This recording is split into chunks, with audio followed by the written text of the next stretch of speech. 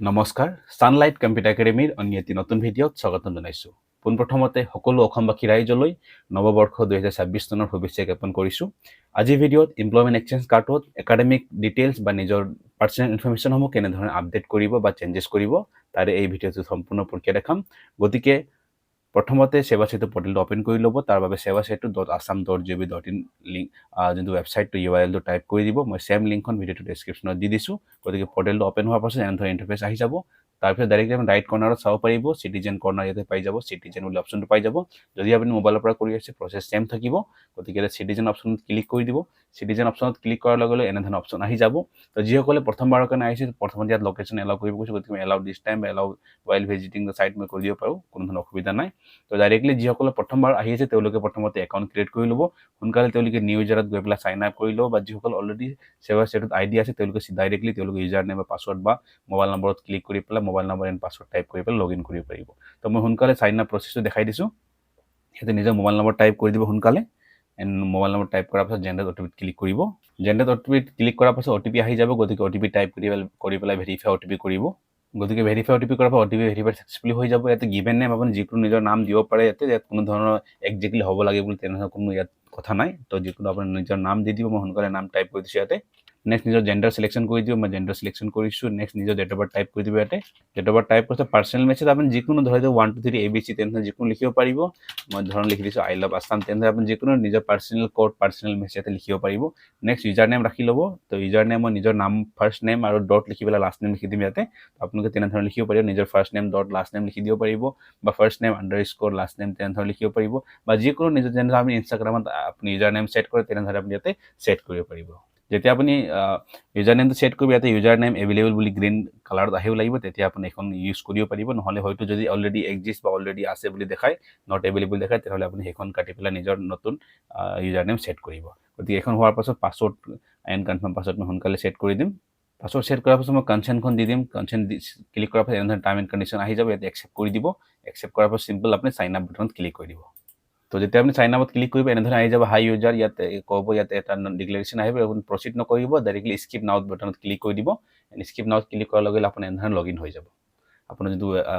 registration হয় registration সম্পূৰ্ণ হৈ গ'ল সাইন আপ হৈ গৈছে সাইন আপ হোৱাৰ পাছত আপুনি একাউণ্ট ক্ৰিয়েট হৈ গ'ল যোনটো আপুনি ইউজাৰ নেম এণ্ড পাছৱৰ্ড বনাইছিল সেইখন মনত ৰাখিব আপুনি ফিউচাৰ অকল এখন এমপ্লয়মেণ্ট এক্সচেঞ্জ বুলি নহয় আগলৈ income certificate caste certificate PRC যিকোনো এখন আইডি পৰা আপুনি আবেদন কৰিব পাৰিব যিহেতু আমাৰ চেনেল সম্পূৰ্ণ ভিডিঅ'সমূহ আছে ইনকাম PRC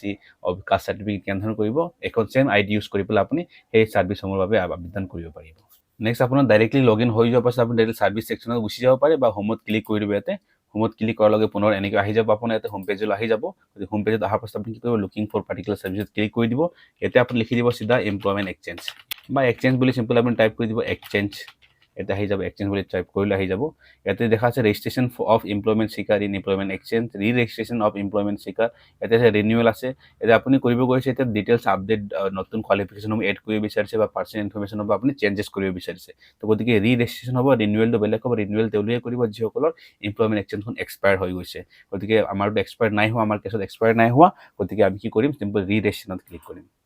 গতিকে ৰেজিষ্ট্ৰেশ্যনত ক্লিক কৰাৰ পাছত ইয়াতে অপশ্যন আছে এপ্লাই উইথ আধাৰ ৰিকমেণ্ডেড গতিকে আপুনি যিসকল ভিডিঅ' চাই আছে সকলো আধাৰ ৰিকমেণ্ডেড আপুনি এপ্লাই কৰি দিব তো ইয়াৰ বাবে আপোনাৰ আধাৰ কাৰ্ডৰ যোনটো ৰেজিষ্টাৰ মোবাইল নম্বৰটো লিংক থাকিব লাগিব গতিকে apply with Aadhaar recommended click কৰি দিছোঁ তো ইয়াতে ক্লিক কৰাৰ পাছত কৈছে dear applicants if you have not registered as a job seeker in Seva Setu portal আৰু you are required to have a new registration instead তো গতিকে এইখনৰ কাৰণে আমি নিশ্চয় জানো আমাৰ লগত ৰেজিষ্ট্ৰেশ্যন কাৰ্ড আছে অলৰেডি এমপ্লয়মেণ্ট এক্সচেঞ্জ আছে আমি তাক জাষ্ট আপডেট কৰিব বিচাৰিছোঁ ৰাইট তো গতিকে প্ৰচিডত ক্লিক কৰি দিব ইয়াতে প্ৰচিডত ক্লিক কৰাৰ পাছত তললৈ স্ক্ৰল ডাউন কৰিব ডাইৰেক্টলি ইয়াতে আহি যাব আপোনাৰ term and condition tick box check box tick mark কৰি দিব কৰাৰ পাছত আপুনি নিজৰ আধাৰ কাৰ্ড টাইপ কৰিব and as per Aadhaar card আপুনি ফুল নেম টাইপ কৰিব এণ্ড ভেৰিফাই আধাৰ ক্লিক কৰিব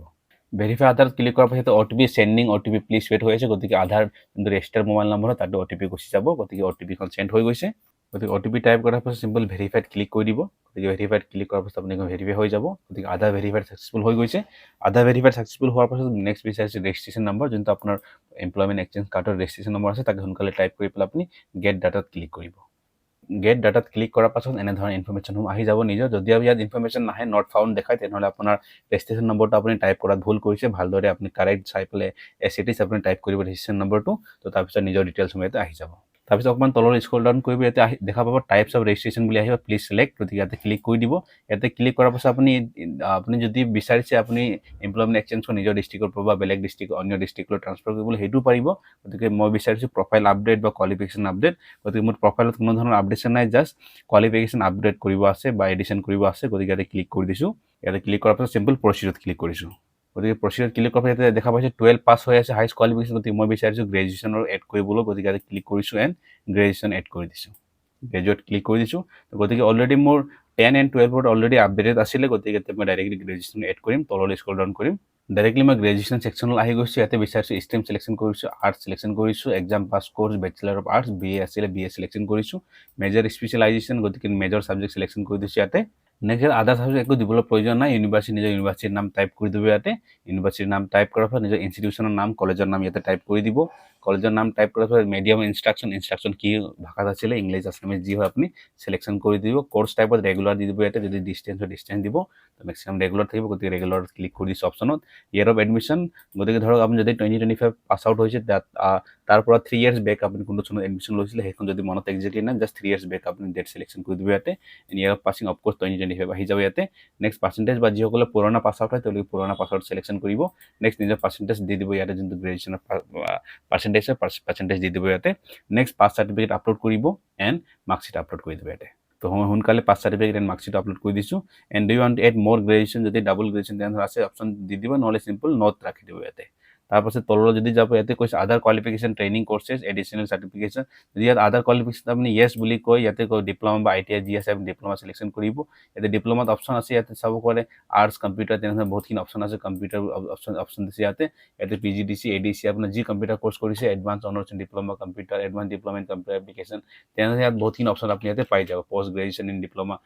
পষ্ট গ্ৰেজুৱেশ্যন ইন এৰিয়াত চাব পাৰে PGDC বুলি অপশ্যন আহি গৈছে বা ADC বুলি অপশ্যন দেখা পাইছে আপুনি এনেধৰণৰ অপশ্যন ছিলেকশ্যন কৰিব মেজৰ ছাবজেক্ট বা কম্পিউটাৰ এপ্লিকেশ্যন PGDC চিম্পল আহি যাব ইয়াতে বৰ্ড বা ইউনিভাৰ্চিটি যোনটো আপোনাৰ চাৰ্টিফিকেট য'ৰ পৰা ইছ্যু কৰাইছে হ'ব পাৰে আৰু আপোনাৰ ইনষ্টিটিউশ্যনৰ নাম বেলেগ থাকিব পাৰে বা বৰ্ডটো বেলেগ থাকিব পাৰে গতিকে যোনটো বৰ্ড হয় অৰিজিনেল বৰ্ডৰ নাম ইয়াতে আপুনি এণ্টাৰ কৰি দিব নেক্সট ইনষ্টিটিউশ্যনৰ নাম তেতিয়া আপুনি য'ত পঢ়িছে সেইখন ইনষ্টিটিউট বা ষ্টাডি চেণ্টাৰৰ নাম ইয়াতে টাইপ কৰি দিব medium of instruction Assamese Hindi English যি হয় আপুনি এখন ছিলেকশ্যন কৰি দিব কোৰ্ছ টাইপ ছিলেকশ্যন কৰিব আপুনি নিশ্চয় ৰেগুলাৰ কোৰ্ছ হ'ব কম্পিউটাৰটো গতিকে ইয়েৰ অফ এডমিশ্যন ছিলেকশ্যন কৰিব 1 বছৰৰ কোৰ্ছ গতিকে ষ্টাৰ্ট কেতিয়া হৈছিল এণ্ড কেতিয়া হৈছিল ইয়েৰ অফ কমপ্লিশ্যন টাইপ কৰিব ইয়েৰ অফ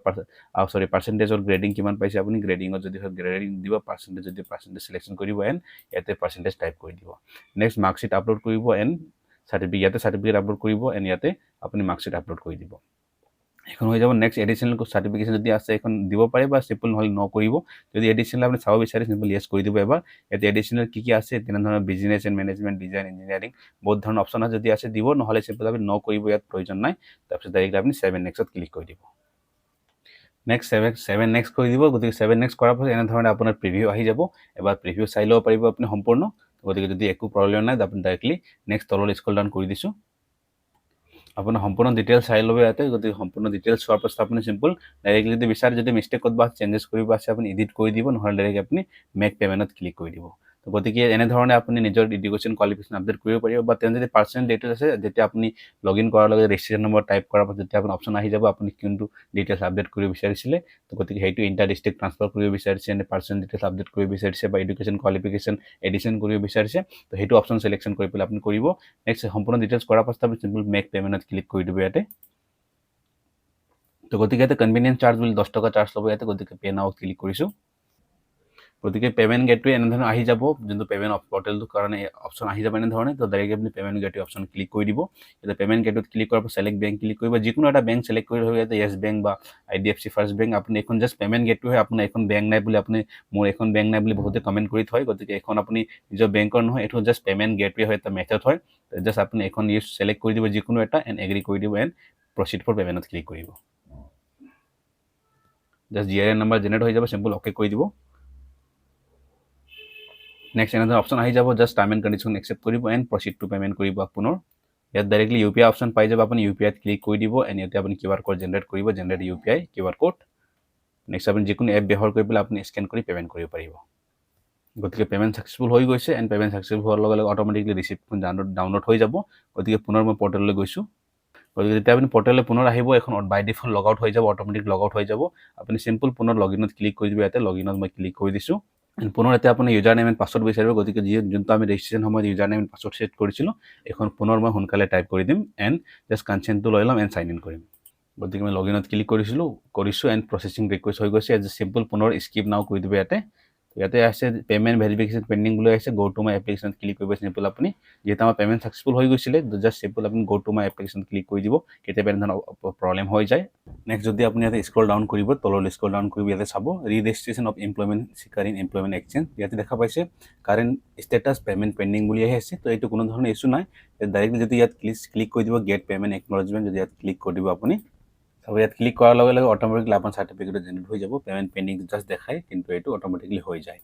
যদিহে কাৰোবাৰ যদি বিশেষকৈ পেমেণ্ট পেণ্ডিঙৰ ইছ্যু আহে সঁচাকৈ পেমেণ্ট পেণ্ডিং বুলি দেখুৱায় তেনেহ'লে তাতে আপুনি ভেৰিফাই পেমেণ্ট বুলি কৰিব পাৰিব তো অট'মেটিক পেমেণ্টটো ভেৰিফাই হৈ যাব ইয়াত কোনো ধৰণৰ অসুবিধা নাই যদিও কিবা ডিফাৰেণ্টলি আপোনাৰ অসুবিধাৰ সন্মুখীন হ'বলগীয়া হয় তেন্তে কমেণ্ট কৰি নিশ্চয় জনাব মই নিশ্চয় নতুন ভিডিঅ' এটা লৈ আহিম যদিহে পাৰ্টিকুলাৰলি পেমেণ্টত প্ৰব্লেম ফেচ কৰে গতিকে এতিয়া আপোনাৰ ডিটেইলছটো আপডেট হৈ গৈছে যদি চাব বিচাৰে আমি যোনটো আপডেট কৰিছিলোঁ এতিয়া আপোনাৰ ডিটেইলছসমূহ এতিয়া গ্ৰেজুৱেশ্যনটো আপডেট হৈ গৈছে তো এনেধৰণে আপুনি নিজৰ এমপ্লয়মেণ্ট এক্সচেঞ্জখন আপডেট কৰিব পাৰিব বা আপুনি নিজৰ এডুকেশ্যন কোৱালিফিকেশ্যন আপডেট কৰক বা নিজৰ এড্ৰেছসমূহ আপডেট কৰক আপুনি ইয়াতে আপডেট কৰিব পাৰিব গতিকে আজিৰ কাৰণে এইখনে thank you so' much see in the next video'